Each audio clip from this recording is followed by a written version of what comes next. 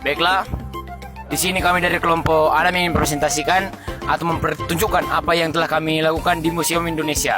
Sebelum itu, izin kami memperkenalkan diri. Perkenalkan, nama saya Dewi Siagian. Nama saya Joshua Siagian. Nama saya Rahmat Miguel Terihoran. Nama saya Joko Tambubolon. Baiklah, sekian dari perkenalan kami. Oke gas, kita mulai. Ke museum ini ada adatnya, yaitu membunyikan lonceng. Itu sebagai pertanda biar kita kalau pemilik rumah ini ya dari tua-tuanya ini ada tamu gitu. Jadi kita membunyikan lonceng. Terus kalau mau naik dari sini dari kiri kita. Nah, kalau mau keluar dari museumnya ini harus dari kanan.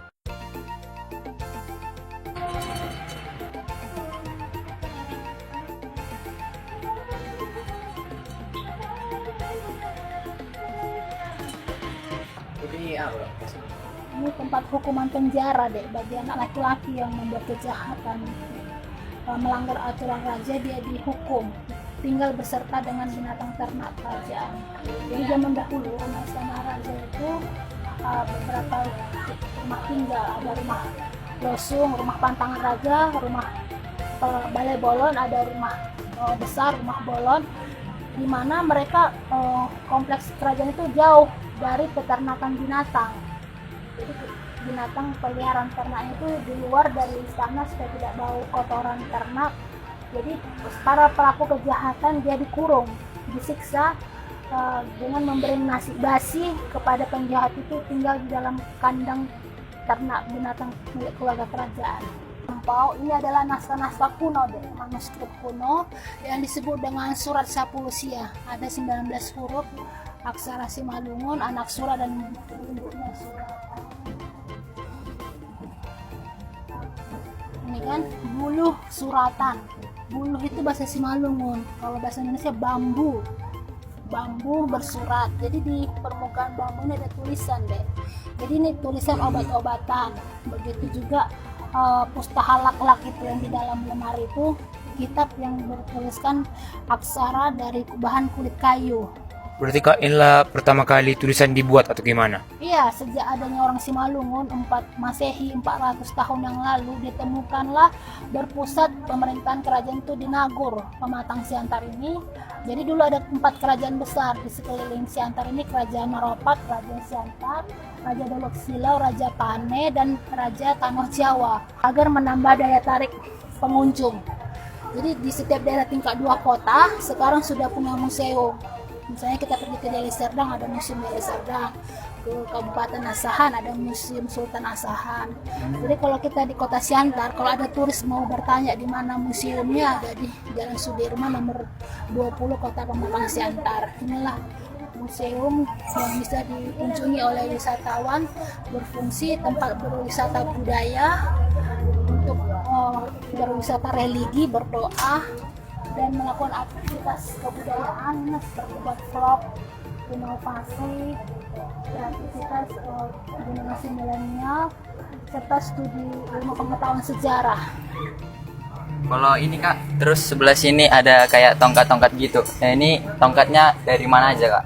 Siapa aja yang punya gitu? Mungkin ada maknanya Kak. Iya Kak. Baiklah, jadi dulu di setiap kerajaan punya tukop yang dimiliki oleh seorang raja. Inilah muka wajahnya raja, dan inilah anak raja perempuan, dan ini benderanya. Bendera kerajaan itu ada warna merah, putih, hitam, merah, putih, 3 benang banalu sama namanya. Itu warna yang ada terkait dalam diri setiap manusia, memiliki 3 sifat, yaitu merah melambangkan keberanian, putih melambangkan kesucian, hitam keteguhan. Jadi falsafah hidup dalam diri manusia itu adalah abonaran dabona. Jadi moto falsafah hidup orang Simalungun itu adalah penganut kepercayaan Habonaron Dobona, yaitu kebenaran adalah pangkal dari segala-galanya. Apa yang kita pikirkan, yang kita ucapkan, yang kita perbuat itu adalah benar.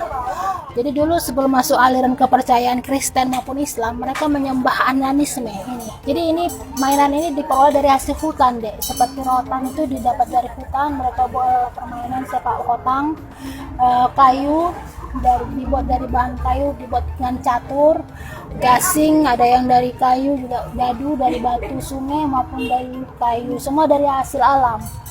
Jadi ini namanya loping mamba, alat mancis untuk menyalakan api. Mantu api.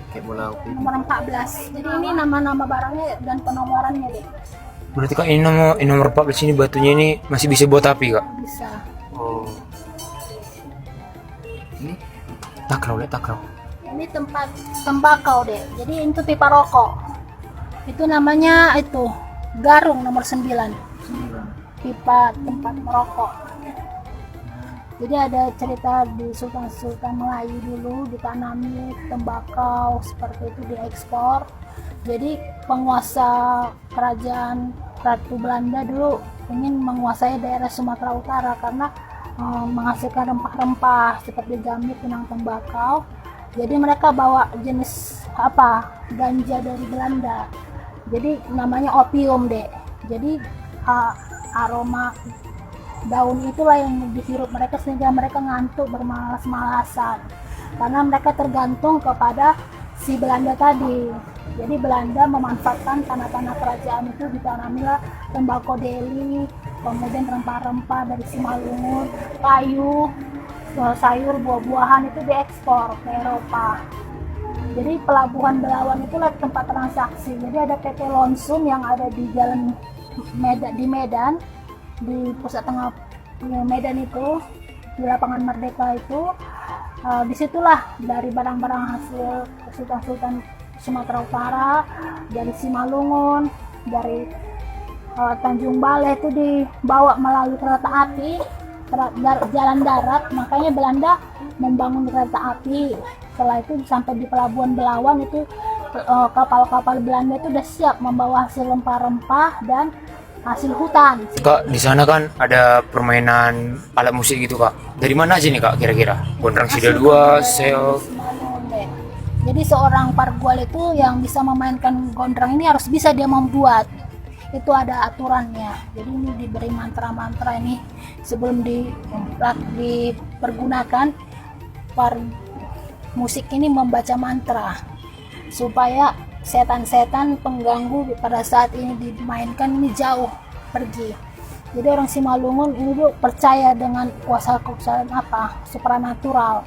Jadi gondrang ini adalah sejak adanya orang Simalungun 400 tahun yang lalu. Jadi mereka membuatkan ini untuk menghibur kerajaan. Jadi kalau raja bersedih maka dimainkanlah gondrang si dua-dua ini dimainkan oleh 2 orang. Barang-barang keperluan di ladang seperti kampak, pisau. jadi ini untuk kebutuhan ladang gitu. Untuk punya kerajaan lah seperti pisau suhur gading dan aksesoris deh. Jadi kalau raja ingin dibuatkan gelang, cincin, kalung, hansing, baju, bapak ini ahli membuat rantai gelang, buat ikat pinggang. Berarti dari semua yang dibentuk ini merupakan karya dari bapak itu pak? Iya. Ibu. Jadi ini diturunkan dari anaknya ke dia lah, turun temurun. Jadi keahlian pandai besi, pandai emas ini diturunkan kepada anaknya. Jadi anaknya akan belajar kepada ayahnya. Jadi ayahnya sudah tiada, maka tetaplah berkembang kebudayaan Simalungun ini. Itu deh, perhiasan ini. Pamondulan alat cetak perhiasan. Ini batu bara, jadi dibutuhkan 800 derajat Celcius untuk mencairkan emas. Itu dasing ini nomor 1 timbangan. Jadi ditimbang lalu dicetaklah emasnya. Di sini lihat alat-alat untuk perang. Apa ini? Iya, ini tombak deh, alat berperang seperti tombak, kemudian ada busur dan panah. Ini busur panah itu pedang raja yang digantung di dinding itu. Jadi seorang raja seperti Raja Raya Ronda Haim, dia punya alat transportasi yaitu binatang kuda. Dia kalau pergi naik kuda, itulah pedangnya. Dan kalau perang dia pegang tombak. Jadi tabung gading ini tempat harta karun deh. Jadi kalau dulu raja itu menyimpan harta karun di bawah kolong rumahnya.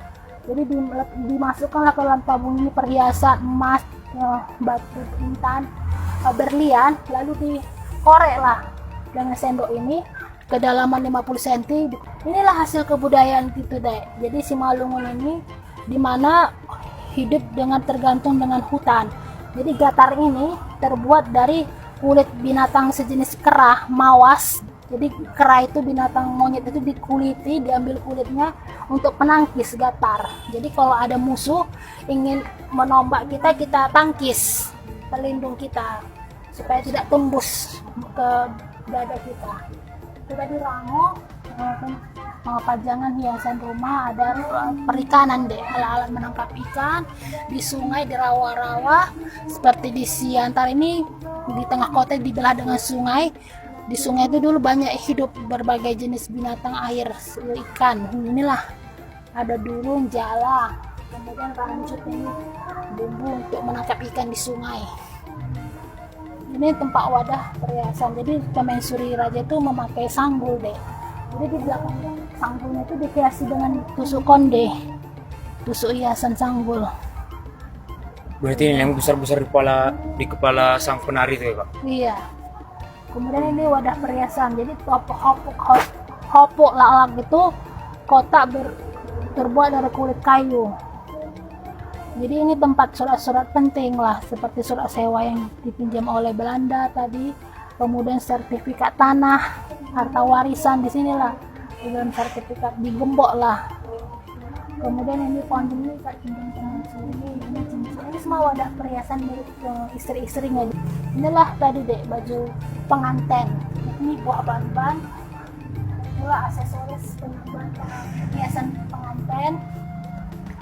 Kemudian ini jenis-jenis pisau, kopiah, ini topi peci raja. Berarti dulu raja itu pakai peci Kak? Wajib atau Iya, gimana? wajib peci. Jadi sebelum dibakukan dulu mereka pakai peci. Jadi tahun 1900-an lalu ditetapkanlah topi gotong itu salah satu identitas topi kebesaran raja ataupun topi kepala bapak. Yang boleh memakai gotong itu hanya orang tua laki-laki. Kalau ini Kak, ini pangkat-pangkat gitu Kak? Iya, ini Bencana. pangkat tentara. Dulu kan ada peristiwa perang saudara, itulah yang terjadi revolusi 7 Jenderal yang di Kalibata itu tempat kuburan lubang buaya.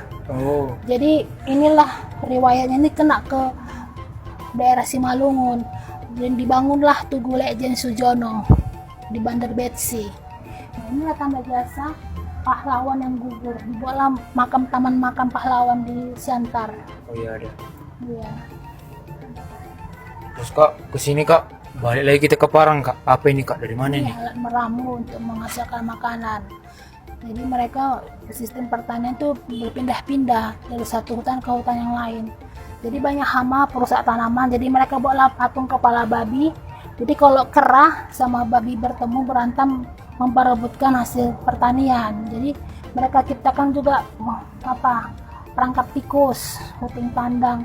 Jadi kegiatan berburu dan meramu mencari makanan. Jadi mereka garaplah hutan dicangkul, ditanamilah benih biji-bijian seperti biji jagung, padi, kacang tanah, labu. Lalu dihasilkanlah tanaman itu untuk memenuhi kebutuhan mereka, makanan mereka. Kalau kesini Kak, ini ada peralatan rumah tangga ini Kak? Iya, ini rumah dulu deh. Berarti di rumah orang-orang dulu ini wajib adakah atau gimana? Atau hanya para raja? Iya, di masyarakat juga ada, sebagian juga ada milik keluarga raja, seperti piring pinggan pasu biru ini punya keluarga raja, piring sambori kuningan ini raja, sedangkan masyarakat biasa piring sapa, itu piring kayu, piring hayu, dari kayu, sapa hayu. Jadi inilah bagaimana kehidupan masyarakat di kerajaan maupun milik keluarga raja. Itu lampu penerangan rumah raja itu ada seperti lampu lilin Aladin itu. Kemudian cawan minum keluarganya itu batil, tempat beras, ada sakalan, ini ada patima, panci, masak ikan, ini buluh bambu. Iya, dan inilah tempat masak periuk nasi namanya londang. Ini mane-mane bangkuan kayu saat di dapur, jadi mereka menggunakan kayu bakar dan memakai 3 tungku batu, diletakkanlah periuk itu di atas tungku, sambil duduk dia mengembus kayu itu dengan ini singgung, mengembus api. Nah ini tatabu, ini tempat persediaan air. Balanga kuali untuk masak daging. Kalau ini kak, lesung ini Lesung tempat menumbuk padi. Jadi padinya diletakkan di lubang lesung, ini alunya untuk menumbuknya. Untuk di mana dulu ada kegiatan panen raya Pariaman, di mana gadis-gadis desa itu dikumpul ke istana untuk menumbuk padi di rumah lesung. Jadi dia membantu ibunya. Ibunya bagian menampi, memisahkan kulit ari padinya, gadis-gadisnya membantu ibunya menumbuk. Bergotong royong di masyarakat Simalungun ini namanya Marharwan Bolon, bekerja bersama-sama agar mempercepat kegiatan itu supaya cepat selesai. Marharwan Bolon. Begitu ya. Ya, Kak. Jadi sorry tanya-tanya tadi kami Kak. Makasih telah memberikan informasi yang telah mungkin dari dulu-dulu. Ini sangat penting Kak. Terima kasih Kak. Sama-sama.